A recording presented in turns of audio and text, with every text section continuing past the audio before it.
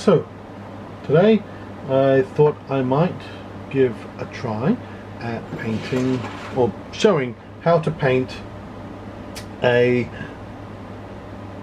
Terminator, and I'm going to do him as a Blood Angel Terminator, again model from Warhammer 40,000. So I'm not doing this with contrast paint, I'm doing this with the old school standard base paints. And the first paint that I'm going to start with is Mephiston Red.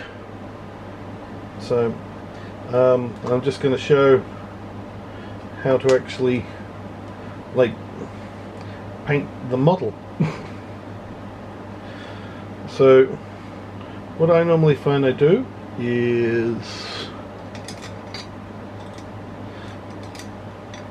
just so you're aware, I have a few brushes to pick from. So I'm going to go with, I've lost the brush I want to paint with. Oh dear.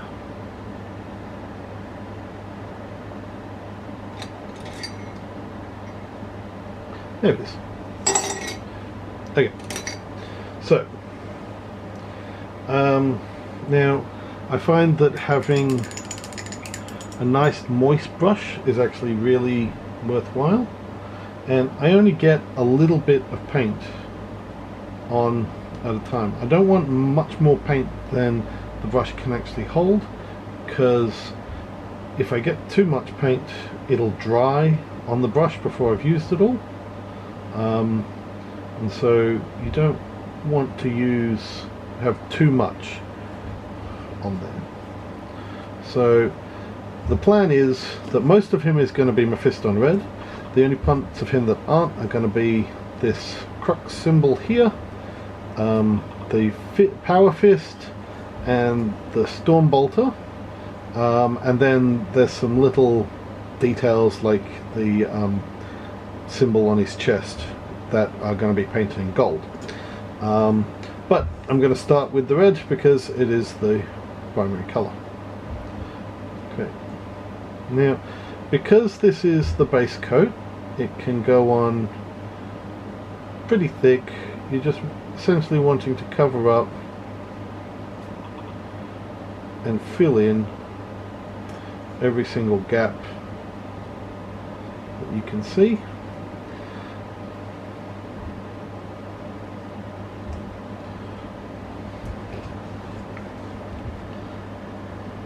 So we're not worrying about shading at the moment, and we're also not too worried about stuffing up the actual colours. So if I go onto an area which I want to do a different colour, that's fine, because I can come back and repaint that area later.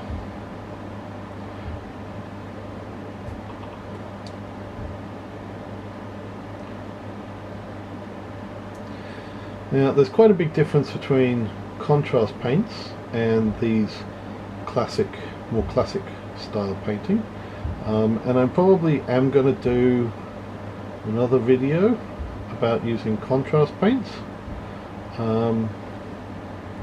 but I just thought, because I've been painting for so long, I might show where I got started. And this is essentially the bare bones technique that I was first learned. So I know the Games Workshop people actually put out a lot of videos themselves explaining how to do most of this stuff, but with the coronavirus and everything like that and everyone being stuck at home, I thought I would give making a video a go myself, because I've never done this before. So this is a first for me. Just refilling up with some water, which is just making that paint easier to spread around.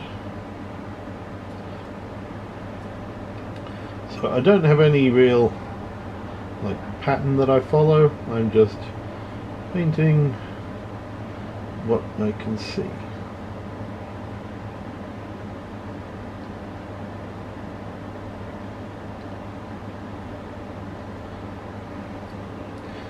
And I will also admit that I actually much prefer contrast paints.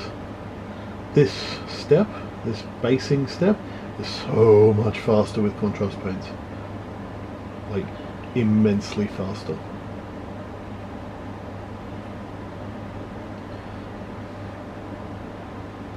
But I won't talk too much more about contrast paints, because otherwise everyone will get bored. Well, maybe you won't, but I'm not sure. Okay, so I'm not 100% sure what I'm going to do with this shield that he's got on his arm here, but for the moment I'm just doing it red like the rest of his armor.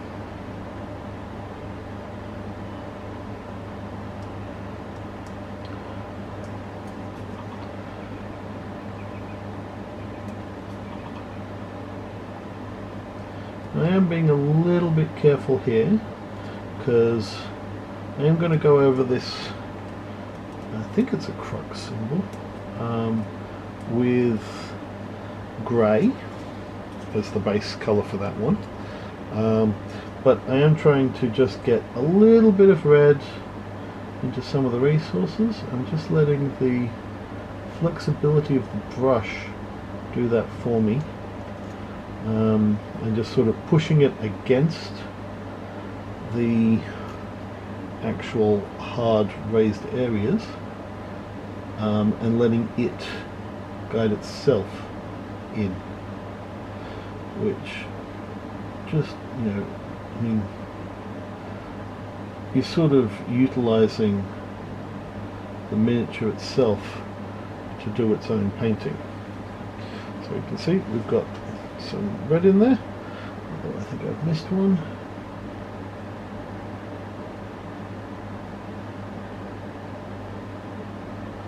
Yeah, okay, there we go, looking pretty nice. Okay, so let's do in here, there. Now you want to try and not have too much paint on your brush when you're doing this. You want to have enough to cover everywhere, but you don't want it to dry out. So every once in a while it's a good idea to just clean your brush and start again. That way, if there are any dry bits in the actual brush, they won't clog up the paint and make it all gritty,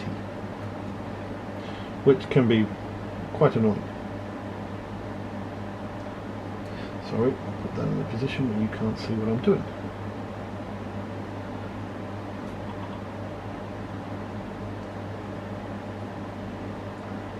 So,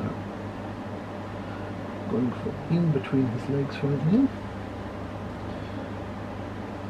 Now, some of you may be asking why I have done a black undercoat on a model which is mostly a bright colour. And the reason for that is very simple. It's cheating. See, if I miss an area on this model, say I missed like the his underarms or something, and I completely forgot about it, and then, you know, I got to the point where you know, it's a little bit too hard to go back and repaint an area because I've done it too thickly, or I'm, you know, in the finer details or something like that. If I've done it with a white coat or a brighter undercoat, you know, it is a bit obvious that you've stuffed up.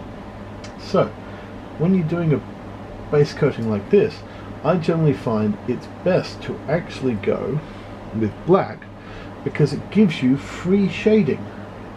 So if you fuck up, it just looks like it's a shadowy area.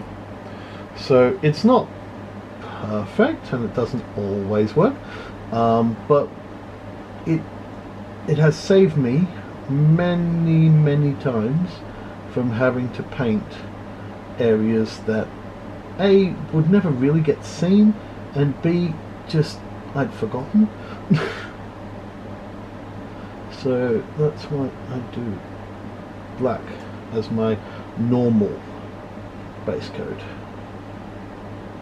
Once again, when I get to the point of making a contrast video, that is completely thrown out the window, and it's lies. But it is only because contrast paints are so very, very different.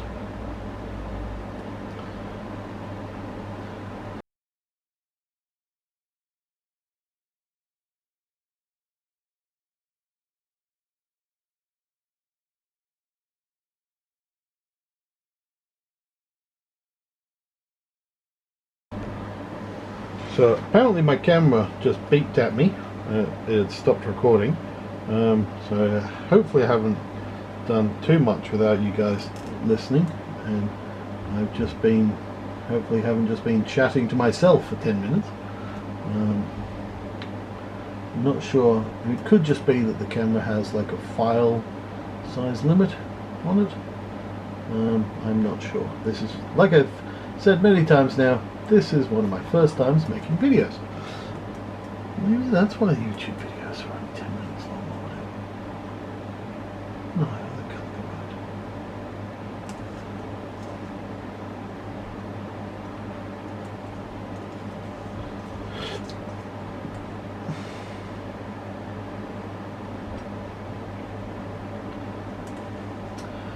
Okay.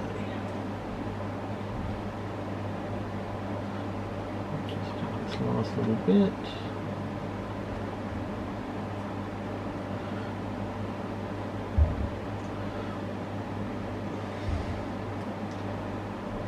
Newt. Boots, Newton, baby, driving me crazy.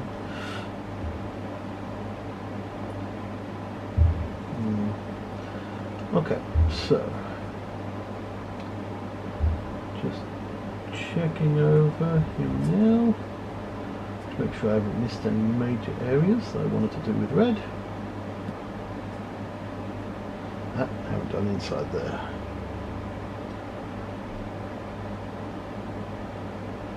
You see, this is what I'm talking about. This area inside here I'd completely missed. But if I had not seen it, it would have actually been okay, because it was being black and would have actually been hidden in shadows anyway. So probably, unless someone was looking very closely, no one would have noticed.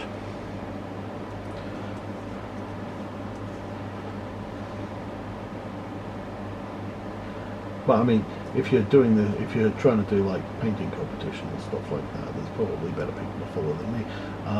But yeah, they will notice that.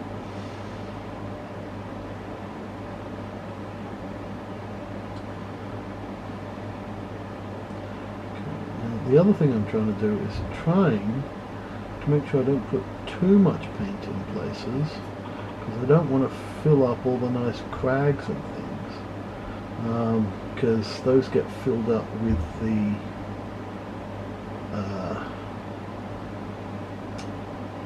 shading paint that I use later.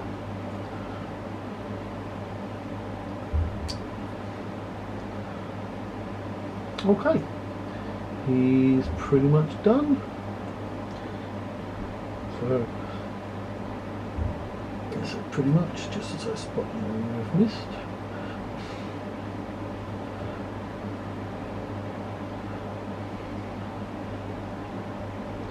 Now I have gone over a couple of places that I wanted to keep black with the red paint, but as I said before, that's fine, because right now we're just getting the base on and we can fix all those things up later. I will quite often have a correction step where I'll go back and fix up little imperfections and things. Okay. But he's looking pretty good.